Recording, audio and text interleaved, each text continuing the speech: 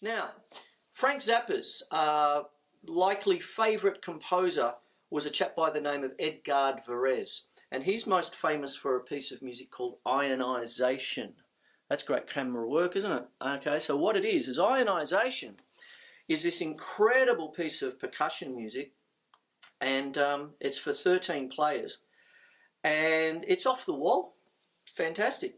You could call it avant-garde, but he was central in a thing that is called organised sound, where, at least for what you're about to see, if I hit this drum, this trigger is going to send something to the interface based on a certain scale or a pattern of notes, okay, and then that's off to my laptop, and bang, you get a gong on top of a tom. You see what I mean? And all this sort of stuff. And I've take the time out. What you don't see behind the scenes is a day of setting up, okay, and setting up these sounds. So that's a tip of the hat to Seg3of3. Now that is also what we call orchestration, okay.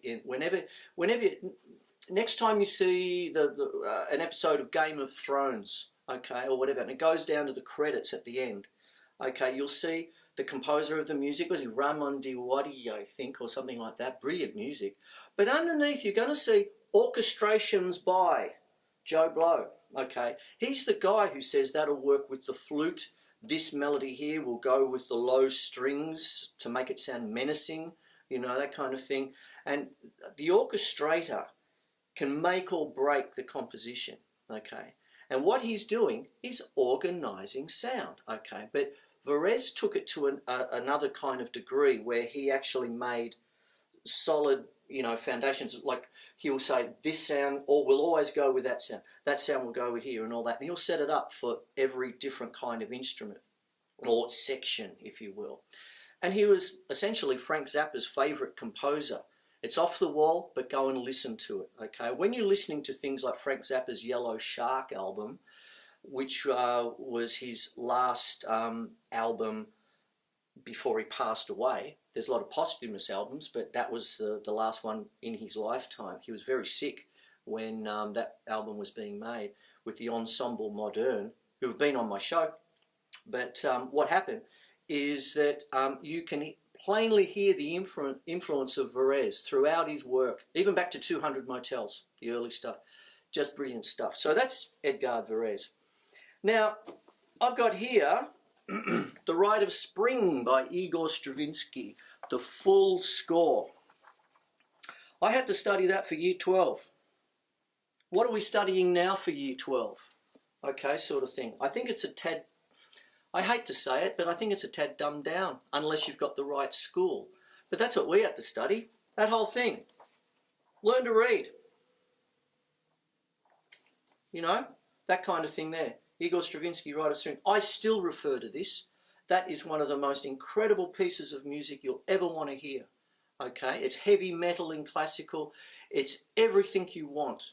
Okay, it'll give you everything. The most beautiful melodies. It'll give you polytonality. Okay, polyrhythms. You've got strings doing quintuplets while the horns are doing septuplets to create a certain kind of flutter, you know, in the sound. That's a quote from Leonard Bernstein, funnily enough. And what happens is that this is a masterwork. Go and listen to it, please. You know, that kind of thing. And so to finish off this little diatribe, this is a book that I came across in my early 20s. The New Music by Reginald Smith Brindle. Okay.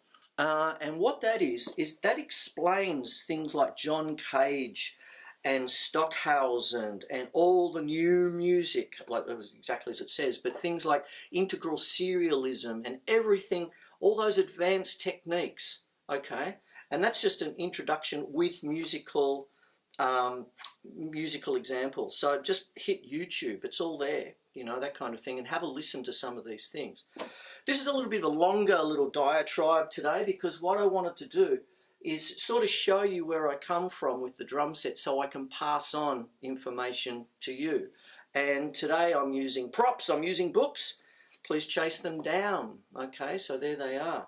That's just a sample of what I've got over there in my bookcase, but that's just something I want you to have a bit of a think about. You know, go and have a listen. And you can say, that's rubbish. Oh, that's not bad. Oh, that's rubbish. What's this? Space music? that kind of thing. Oh, but that's pretty good. And then something will stick and come back to you, and the next thing you know, that's where it comes from. You know, that sort of stuff. I'll leave you with that, hey? Okay.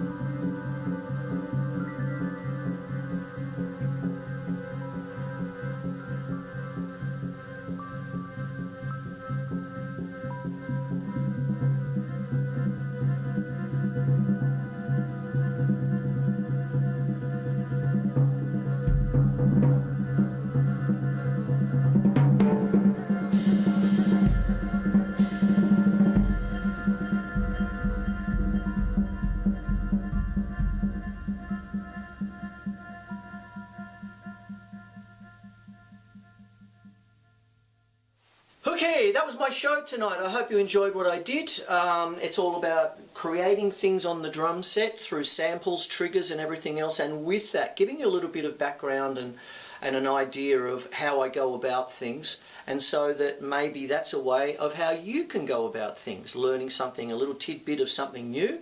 I knew that, oh, I didn't know that, or whatever. Fantastic, that's what the show exists for. So my name's Chris Quinlan, it's Melbourne Musos. I hope you enjoy what I did. Okay, so thank you very much for watching, and I'll see you next time. Okay, take care, bye.